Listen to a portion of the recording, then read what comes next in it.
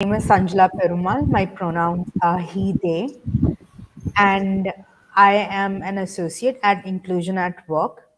Inclusion at Work is the D and IB vertical of Equilibrio Advisory LLP. Equilibrio Advisory is a psycholegal firm that handles sexual violations against women, children, and other vulnerable communities like the queer and PWD community. Inclusion at Work primarily works with organizations to build equitable spaces for the queer, trans, and intersex community, people with disabilities, and other underserved communities. We offer holistic strategies that consider end to end implementation of the same, from policies, advisory, and DNIB interventions throughout the employee lifecycle. Today, we are eager to introduce Nu Misra. They are the founding editor of Revival Disability India. Nu's work is a carefully curated archive of queer disabled narratives, culture, and history. It is a labor of love, and it is an honor to host you, Nu. If I can invite you into the conversation.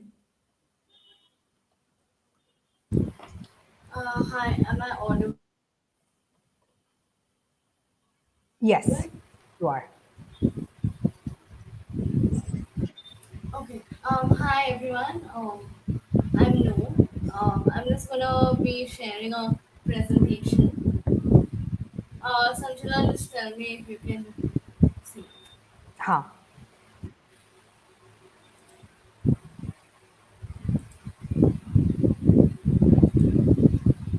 Is it visible?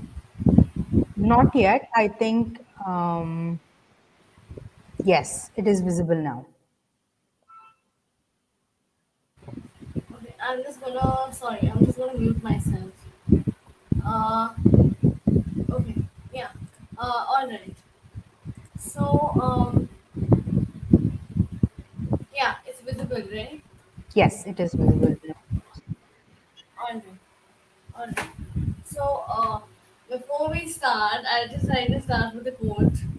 I believe we don't just walk into revolutions, but also wheel, limp, hop, and crawl into one or initiate one for ourselves. There is power in the disabled movement, a disabled way of survival, and of thinking and of doing. So this was Revival Disability India. I'm the founding editor.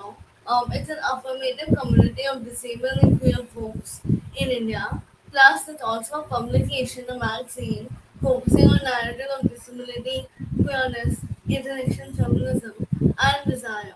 We mainly aim to reclaim stories of disability in India and take up space through first-person narratives. So, so I have grown up in a world which was not designed for my ability or my sexuality without any predefined script of intimacy or reference point. I realize I am often placed in a normative world which perceives only one type of body as successful. I am new, a disabled queer feminist, and part of Revival Disability India, which is a community that advocates for disability rights, to ask questions, to have difficult conversations, to navigate the grief and joy associated with a deviant crib body, a body that is often shunned away, and most importantly, learning how to love, live, sit, and sing with one's disability.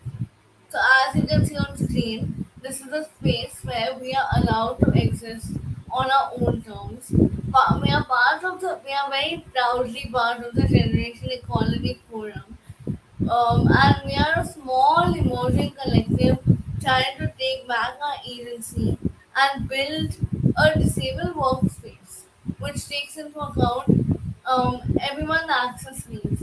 In fact, inclusion at work is which I'm known of and I've seen is one of the very few organizations working on disability-based violence against queer and disabled folks. and we do the same. We don't want to overcome our disability. The major narrative of disability in India is to overcome it, to be an inspiration porn story, to motivate and to inspire. But we believe that we don't want to overcome our disability. We want to sit, sing, and just exist with the discomfort and joy of living in a structurally excluded body.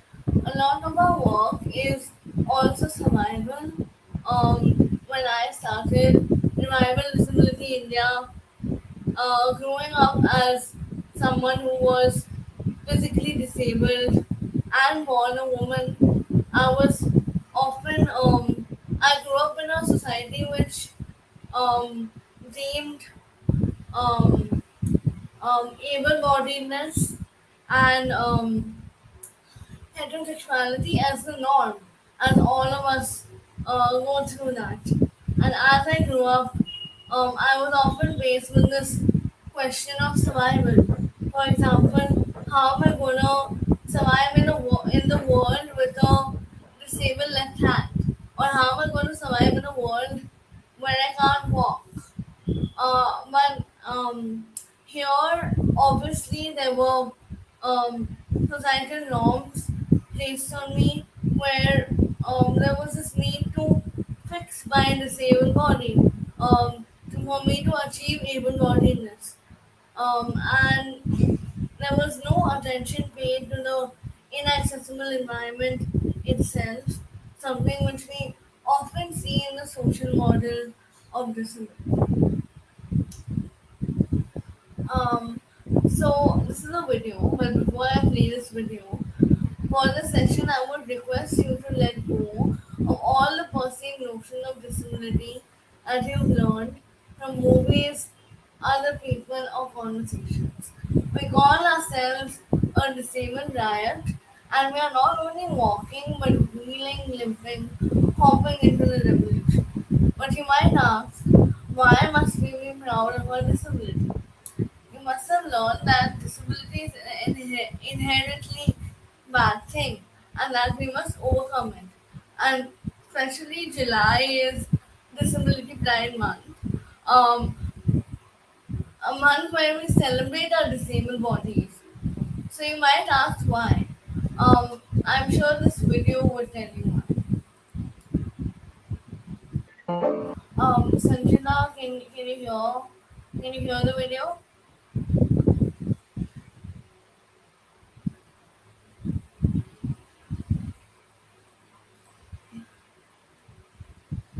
Yes, no, I can hear. I like to sway to music that plays in the background. The kind you critique in a rosy boutique in a fancy house. And everybody dances to techno while I'm on my own with Lego. I gave love a chance, but I'm sick of romance. I just want to dance.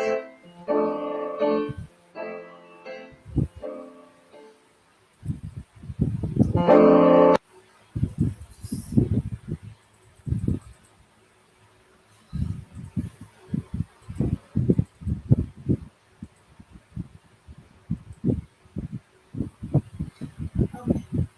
Uh, Sorry.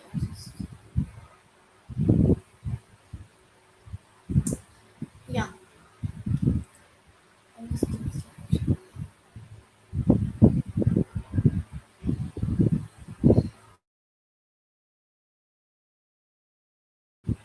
Yeah. So so the question of why should we be proud of our disability? Uh, so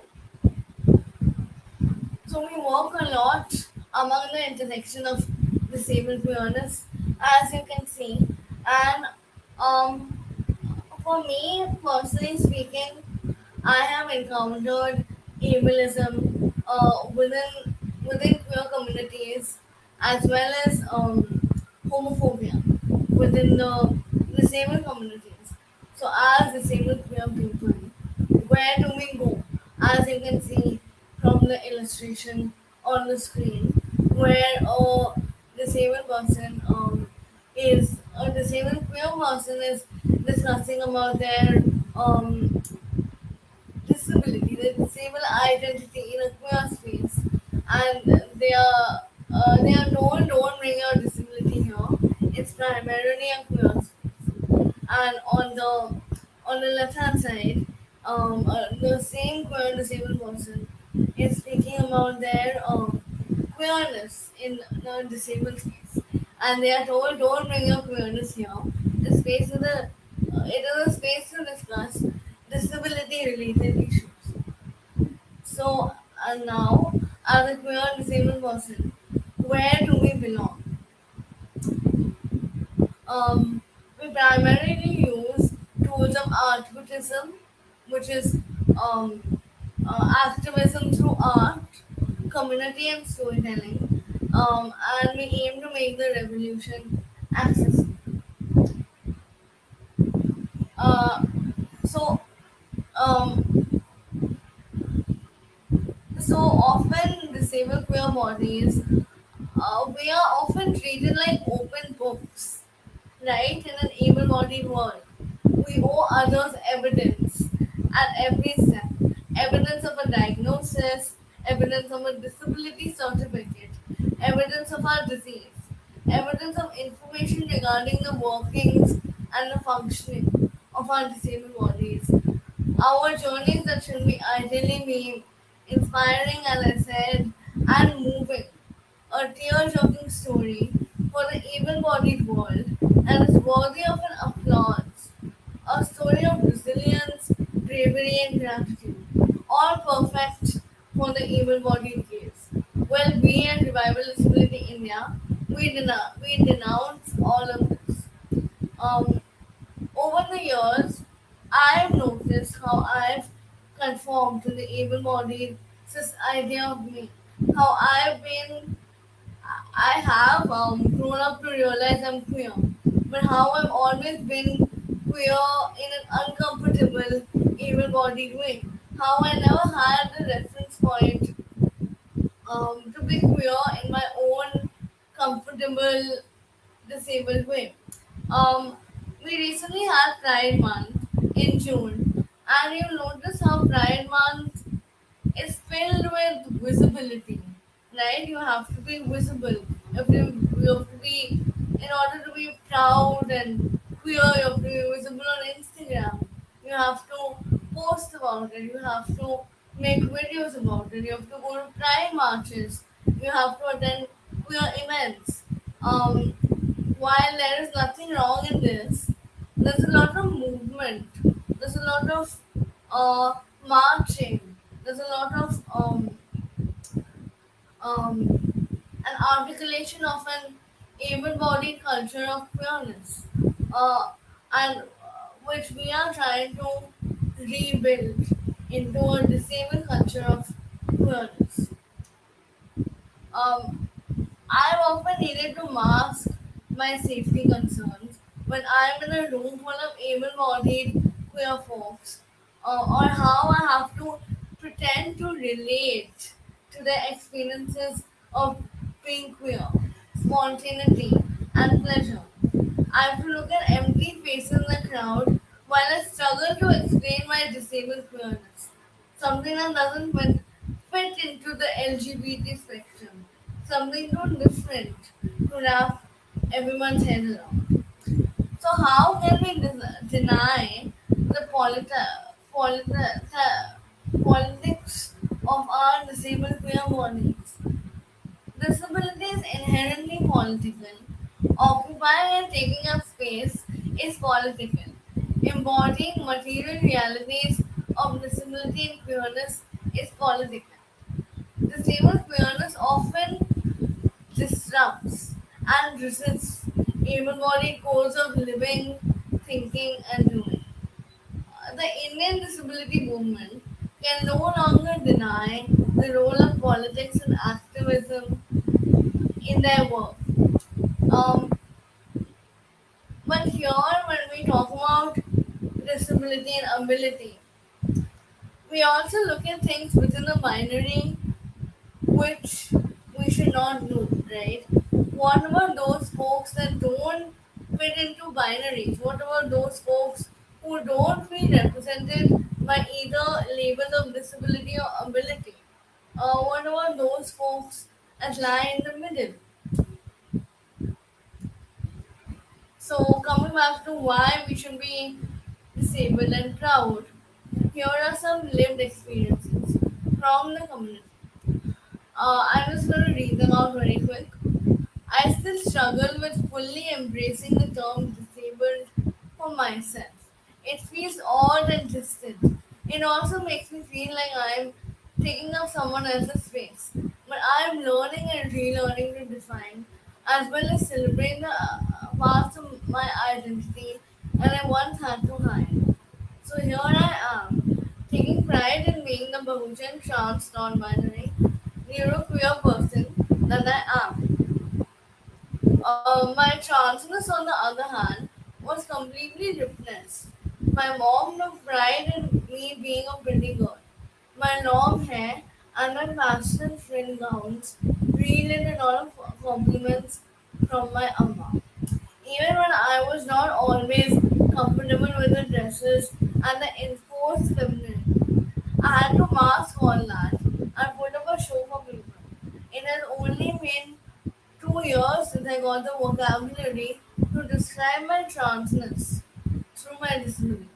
It was such a relief to finally come across the term trans non-binary. And ever since, it has been a journey of acceptance. So as you can see, there's a lot of it's not easy being queer and disabled, especially in an Indian context. There's a lot of hesitancy to take up space within labels, especially because being queer disabled, queer trans disabled, there's a double pathology, right? Disabled folks are very often pathologized even within queer communities. No, a physically disabled trans queer person says, in an atmosphere like this, where going out as a physically disabled queer woman needs constant planning, constant negotiation, constant policing from my family or even my neighbors, while I feel pride in my crippled bones as I board an auto rickshaw, I also feel fear of abuse and violence whenever I travel alone in public transport. I have to constantly negotiate between autonomy and dependence. Either travel in an auto alone, although with fear, or I take the help of my parents, thereby sacrificing my agency as a disabled AFAM person. And in the side, you can see an illustration made by a lovely illustrator Ritika, where it says disabled and average, let me be. Don't expect me to be inspiring or whatever able bodied terms you want to put on me. Let me be disabled in my own way and in my own form. Lastly, MX says, who's a physically disabled neurodivergent person, the process of acceptance and pride was slow and gradual for me. I hardly ever liked my body. However, I found pride and I reclaimed it when I no longer hid my disabled hand in photographs. I did not feel the need to conceal my narratives of living and being with my disability. The process of finding pride is never linear. It's curved and jagged and it's uncomfortable. The process of loving my disabled body started when I started seeing my body with my disability and not without it, appreciating the marvels of it all.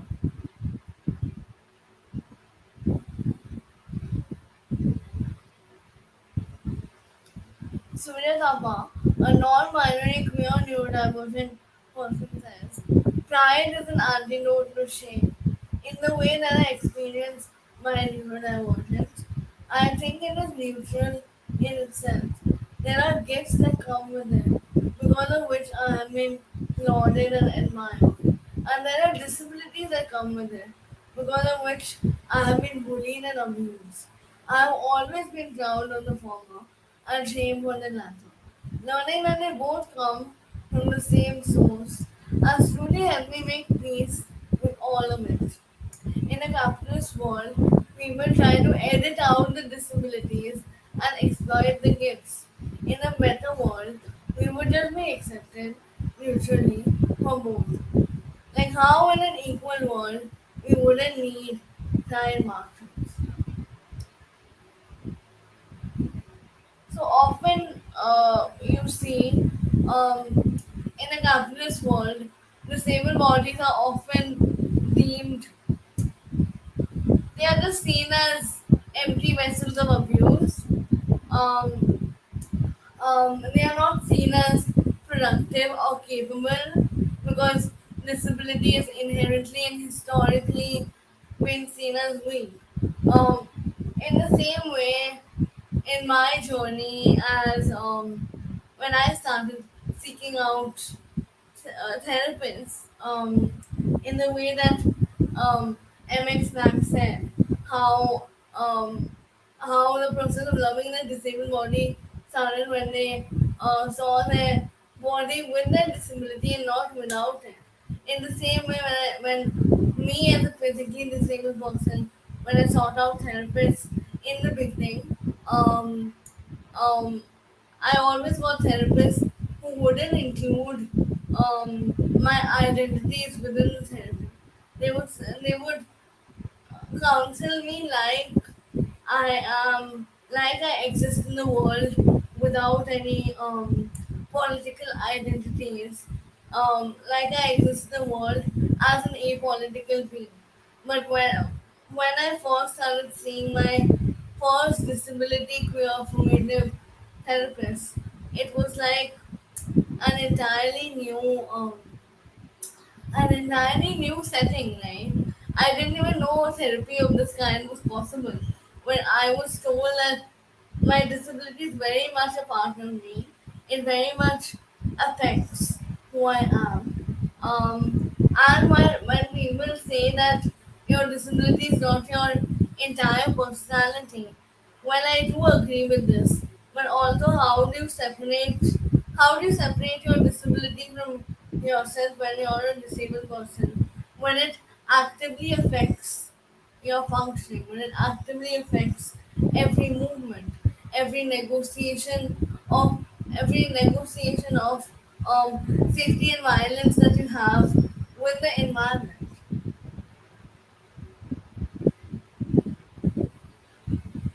So as you can see, in revivalism in India, we are actively trying to um, live and sit with the grief, right, of existing in a structurally excellent body, a body that um, a body that doesn't have that has little to no language or articulation of existence in the world. We're trying to rebuild and recreate vocabulary to describe and live and survive with our disabled queer body. So most recently, we were at Women Dilemma, where we spoke about dismantling and disrupting ableism through cross movement building in the SRHR space. Me as a trans physically disabled person on the panel, I spoke about when you're so when you're disabled and when you seek out healthcare services, for example, when you're chronically ill, right, and when you're transitioning as a trans person, there is no discourse on how HRT or hormone medication impacts your chronically ill disabled body. Um, for example, right? Or there's little discourse about abortion and disability in India. We know about the MTP Act, um, where abortion is seen as partially legal in India. However, it has to be signed off. It has to be signed off, right, by a registered doctor. And if you're a disabled person, more so if you're a disabled woman with a visible disability, and you seek out an abortion in India, you have to have a guardian present with you, even if you're legal, right? You have to have a guardian present with you, and then only the doctor would go ahead and sign the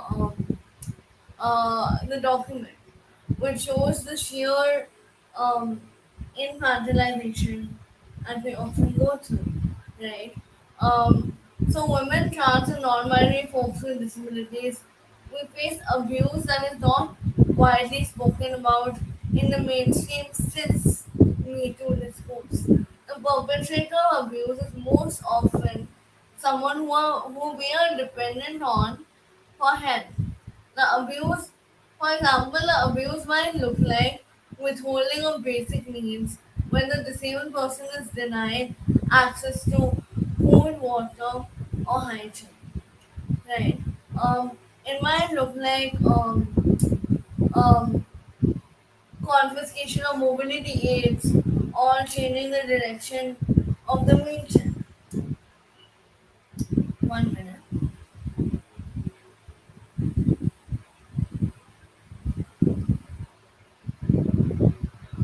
Given how most often we have to depend on others. So here, dependency is often guised as abuse.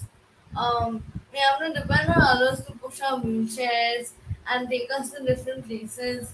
We often become susceptible to being controlled and abused by these very people who take on the roles of caregivers in our lives.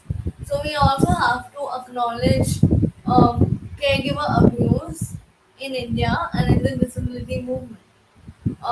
We often cannot speak about our abuse because there's so much of shame and grief attached to it, where we are most often shamed for being dependent, for seeking out help, and we are most often blamed um, as victims, right?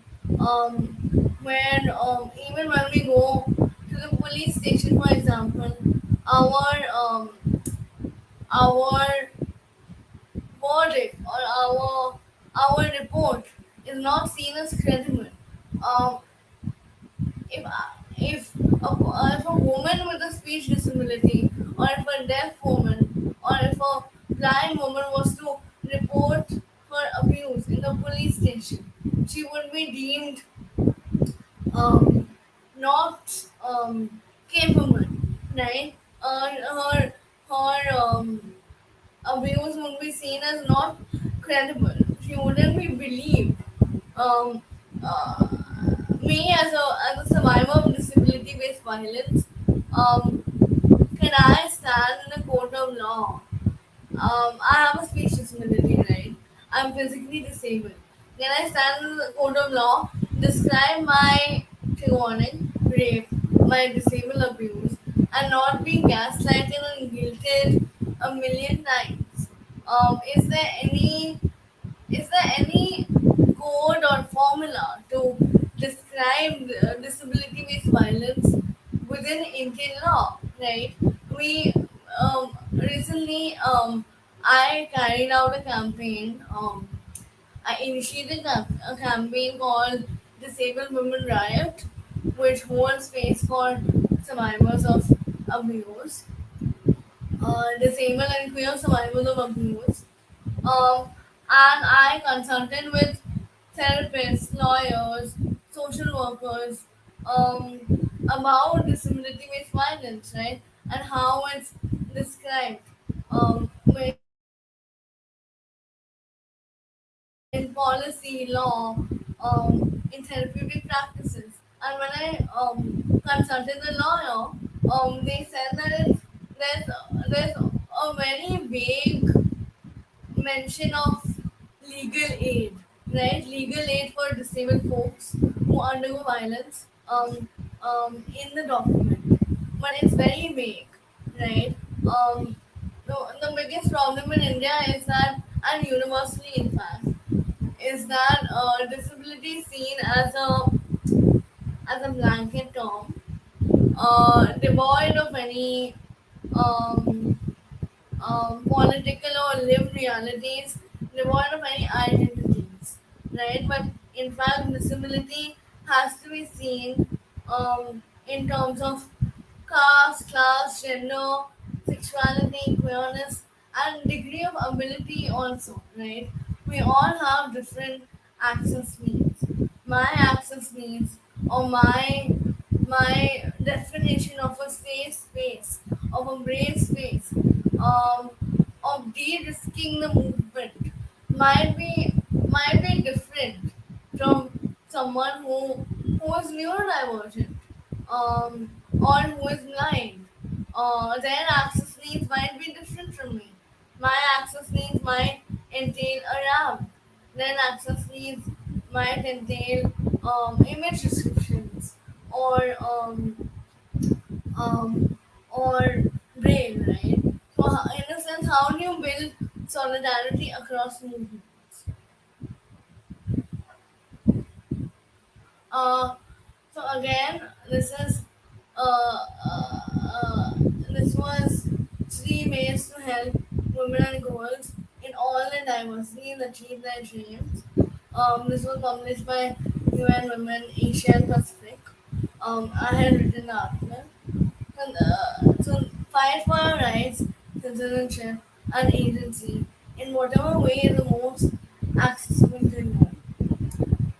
Look after your queer body with disabilities, prioritize it, put your needs first. And last but not the least, learn how to live, laugh, sit and sing with your disability.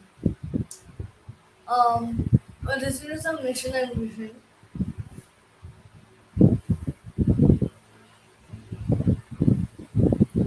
So now I'm gonna read a few abortion narratives. Um,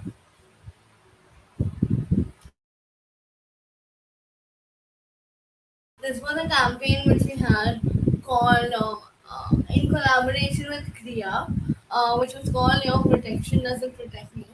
Um, so, Anonymous, a person with a learning disability and an invisible illness, says that the myth that disabled people don't have sex and thus don't need to be educated about it plays a huge role in not being able to access SRHR resources. As a disabled person with reproductive health issues, I'll be concerned on how abortion will impact me due to lack of research. I fear being shamed. Anindita says, from my location, abortion is looked down upon. I grew up in a small town, middle class, Hindu Bengali family. In the town that I grew up in, talking about abortion or even reproductive rights for women is a taboo. So it's the case with my family. As a person living with dynamic disabilities, my family believes I can't have kids, and that I don't have a choice in this. So abortion is seen as the family's choice and not the disabled woman's choice.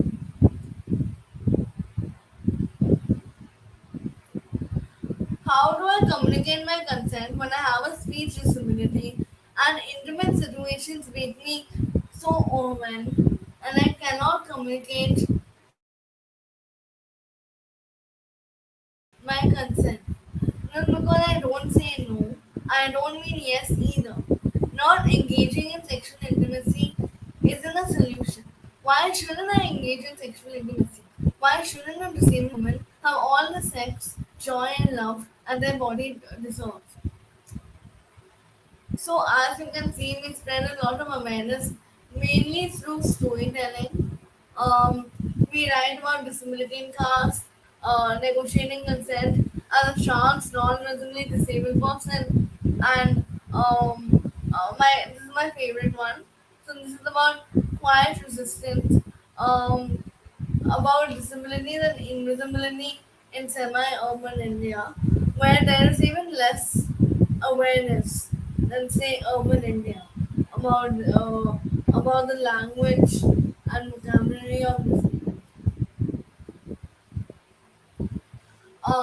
So this is from our most recent campaign, even at Women Deliver, called Disabled Women Riot. Um, so here someone who's anonymous writes about their experiences boarding a bus alone as a physically disabled woman. When I board a bus, lifting up my tired and grieving disabled body, multiple people come to help me in lifting me up to the bus because I am very visibly disabled. Excuse me. The act of helping a disabled person is seen as transactional, where the disabled person is considered a recipient of help. During this process, I feel like my body no longer belongs to me. It belongs to an able-bodied world who chooses to view it in their own voyeuristic sick way. I don't have control over this case or control over what my body can and cannot do. According to an able-bodied case, the markers on a physically disabled body indicate that we need help. It's literally like the word help is marked across our forehead. Agency जैसे कोई चीज है ही नहीं. There's no such thing called agency of a disabled body. So continuing with the campaign, um, mostly we explore how disabled bodies in public are under constant surveillance and how our safety is often considered the collective responsibility of the entire society. As Anandita said, rightly said that abortion is seen as the family's choice and not the individual's choice. Our safety is also seen as a collective responsibility of everyone and not the individual agency of the disabled woman. Um, and these are just experiences. I'm going to read the second one. R, another person with a gendered and disabling experience, says, I still remember an incident that took place when I was going to school with my mom in an auto. There was a car in front of the school gates, and the auto driver kept on shouting that he has an abnormal passenger and that they should clear the road. I felt like I wanted to disappear and almost started crying when my mom told me to just ignore his words. Uh, so, who does the myth really belong to? Who passes the myth? And what are the politics and hierarchies involved in passing the myth? So, as you can see, as I've already said, um, here we write our own stories, right? We don't believe in the able-bodied case. We are rebuilding disability according to our own bodies and voices.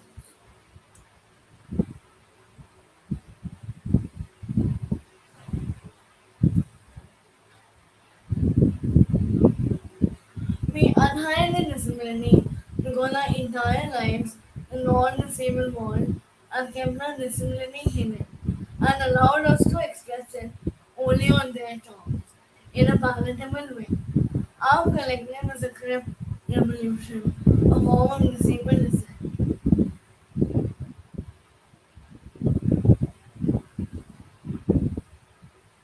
I'm just gonna play a video.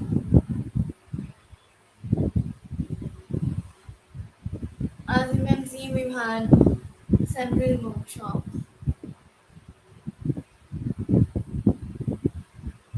It's in our social man.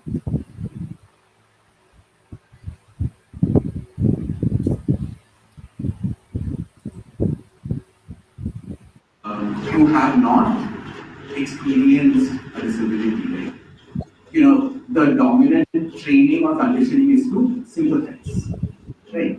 And to think of only the disabled person as a disabled person. So you go to help that person, even if that's well intentioned. How do you think of them as having other identities, as carrying multiple sort of social identities, gender, caste, class, sexuality, and so on and so forth. Right? Also, how do you think of the emotional identities of disabled individuals? That's something we go in.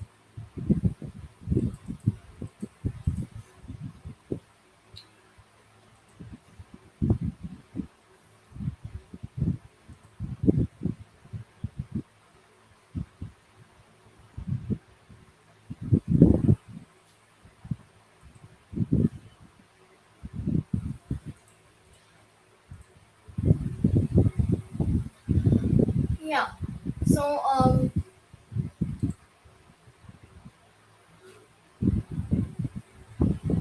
this is a video I wanted to show about how I'm describing being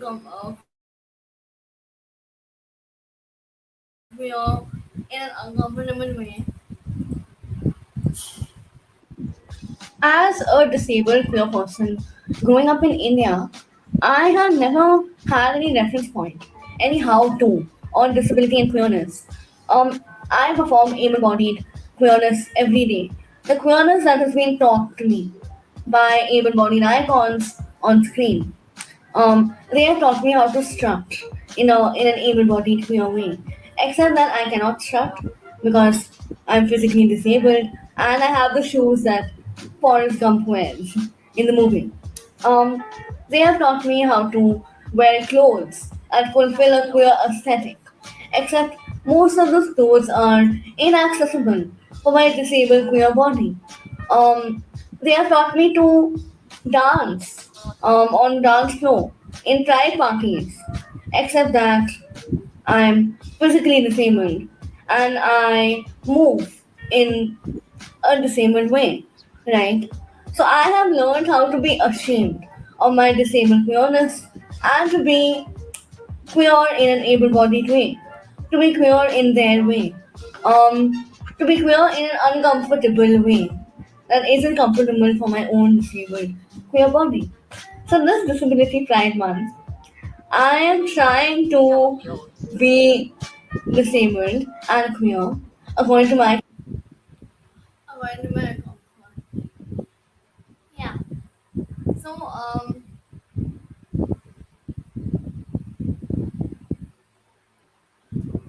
In my relationship, so this is another video I wanted to show. This was an anthology we on disabled sexuality and we published in 2021.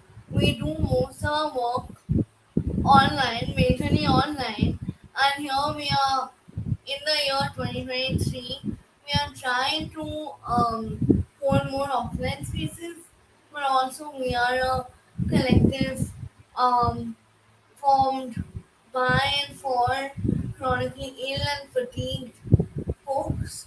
So how in a sense we are also making activism accessible where we advocate and create campaigns um, from our beds, right, from our beds and while sitting.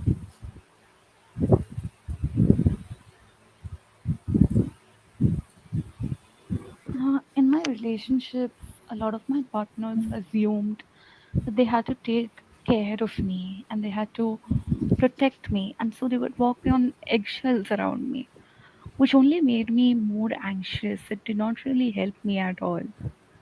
They would also feel the need to constantly help me, even when I did not ask for it. And this was really strange to me because I came from a background where my parents treated me just like they treated my sister, even though she was able bodied. But coming from that to a place where my partners felt the need to constantly take care of me. I felt a little burdened by that because I knew that I couldn't give enough care back. I knew that I was really tired and sick most of the time. So I felt like it was really, really unfair.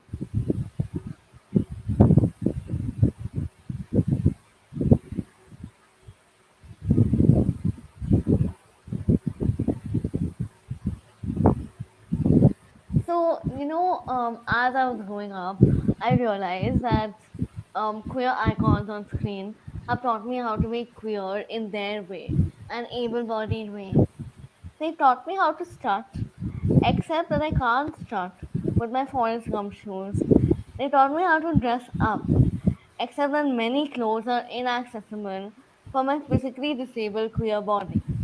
As I stare at my crutch, I remember the access it has given me to explore the city, eat at my favorite restaurant, or go shopping for lingerie alone. It has also given me access to bad, awkward dates. But that's no one's fault. If you ask me to draw my pleasure portrait, my crutch would often be the center of attention.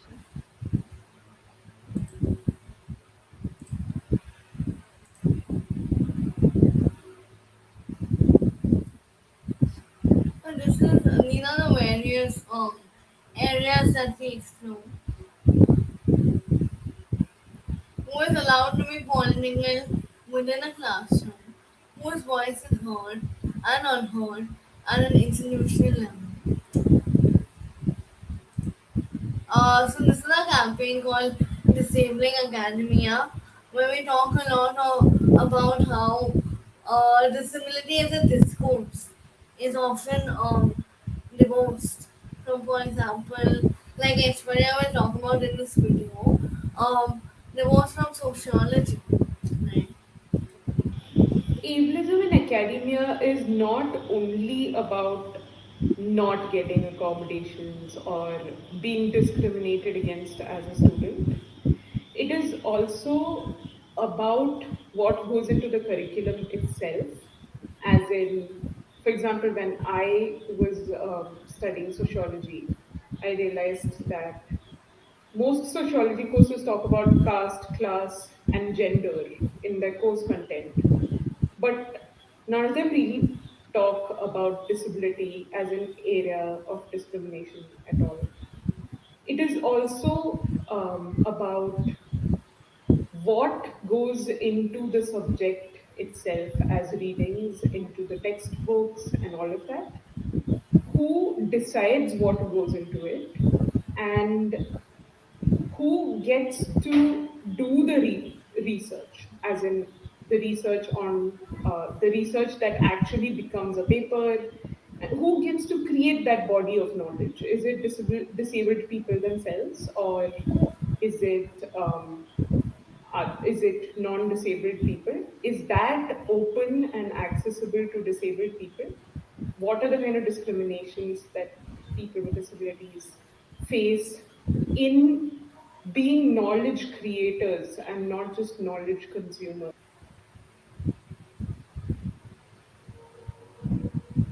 Yeah, so essentially, who has access um, to knowledge structures, right? And how are we democratizing knowledge structure, or does it belong to a very specific hierarchy of academia of everything, right? Disability in India is essentially a hierarchy, right? At the top of the hierarchy is often a visibly disabled cis or cis disabled Savarna man on a wheelchair, um, who is often in the forefront of narratives of disability in India. And subsequently below that, the narratives of often narratives surrounding disability and caste, disability and queerness come at the bottom of the hierarchy, right? Disability, narratives surrounding um, narrative surrounding um, disability that is divorced from political identities often come under top, right? So we have to analyze how this affects the movement. Um, Here I talk about the importance of justice for disability-based violence. And so you notice that throughout these slides, I'm not providing any such solution, right? Any such um, solution to ableism or solution to discrimination. And while I agree that solutions are important to the cause as well, but throughout these slides, we are trying to amplify stories. We are trying to create a platform to amplify the voices that were already there. We are not trying to give voice to the voiceless, right? We are not trying to pass the mic to somebody because obviously that um, determines a hierarchy, right? We're trying to create a non-hierarchical affirmative space um, where everybody feels like they belong, like we all belong. Um, and besides that, when I talk about healing and disability and chronic illness, right? How do you emphasize on healing for someone with a lifelong chronic condition or a person who has to, at the end of the day, after all the TED Talks and conferences and international panel discussions. We have to live with our disability our entire lives, right? We have to survive in our disabled bodies. So for someone like that, for someone like all of us, where does healing begin and where does it end?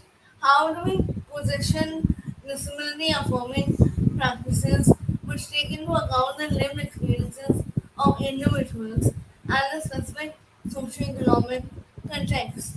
How do we examine, for example, the politics of entering a room? When I enter a room as a physically disabled person, who walks the crutch. I have a social disability. So my disability is visible for everyone else to view, right? So obviously as soon as I walk into a room, people are going to rush to help me because they can see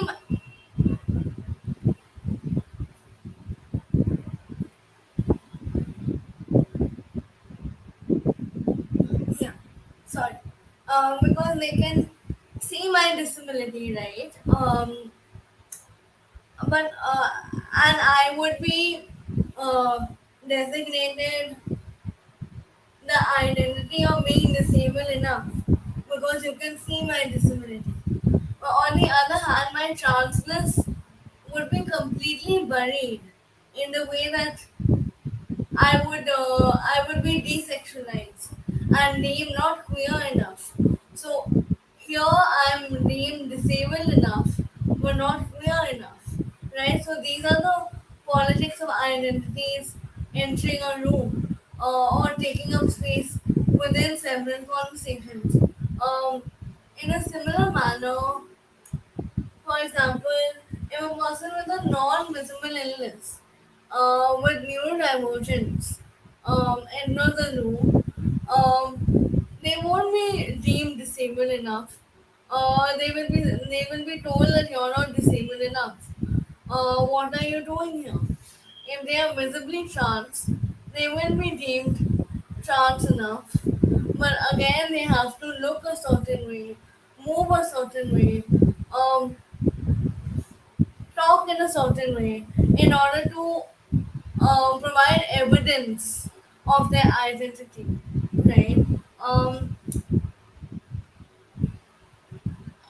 So as I said, um, we cannot find inclusion in a PPT in a presentation which spells out 5 points on how you can include disabled queer folks in the mainstream discourse. We ourselves have to co-create and collaborate on policies and rules that stress on the crux of lived experiences and affirmation. We clearly have a long way to go. And before we finish, I just wanted to play this video. When I talk about my abuse as a disabled queer AFAB person. Um, and and revival, we really stress on unlearning resilience. Um, so the mainstream feminist movement has really stressed on resilience as a principle, um, where we overcome our circumstances of oppression by patriarchy. And while that is a very valid coping mechanism, has also often been used against disabled feminists who are told to rise out of their circumstances, where we are told to be resilient and to be brave. And as you've seen throughout this presentation, when we have a lifelong condition, how do we be resilient or brave, right? I'm not exactly saying don't be resilient or brave, but don't engage in a toxic positivity movement where you deem disabled bodies um, only useful for being resilient, for being inspiring, right? So I really take a lot of power in the statements that I've written in the side, where I say my disabled body isn't empowered, my disabled body isn't strong, my disabled body isn't resilient. My disabled body is nothing as the men who abused me thought it was. My disabled body might never heal. Are the people who want to cure and heal me ready to accept this? Are the people who want to provide solutions to the ableism I face every day? Are they ready to accept this?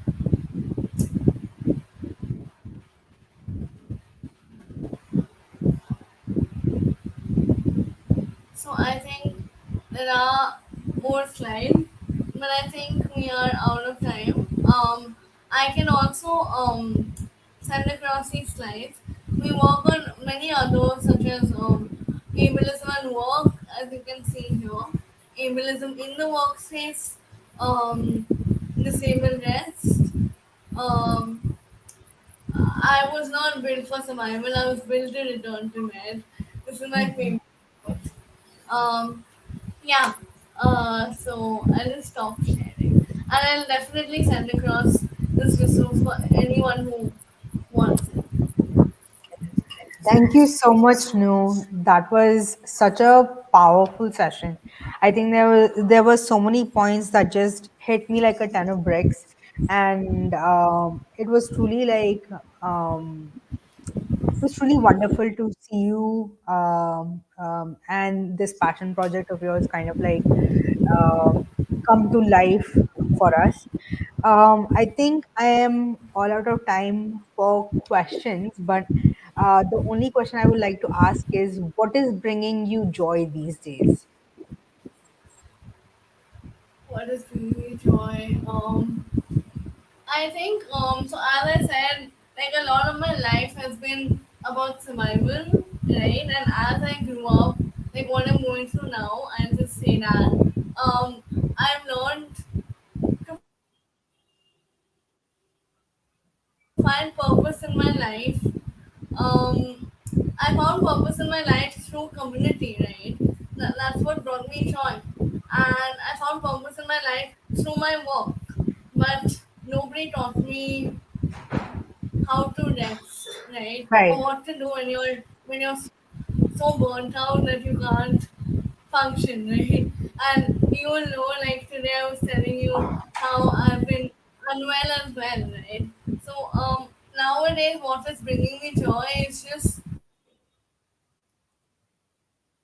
you know,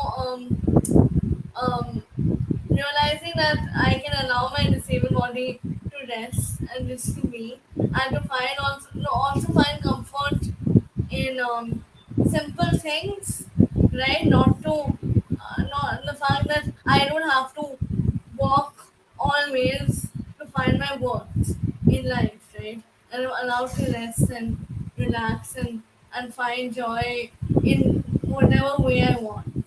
Yeah. Okay. Thank you so much, No. And I think that is all the time we have today. Thank you so much for joining us. We are Inclusion at Work, the DEI and B vertical of Equilibrium Advisory. Stay tuned, subscribe, share, like all of our content, because we will be posting more about inclusion at work. Thank you and have a good night.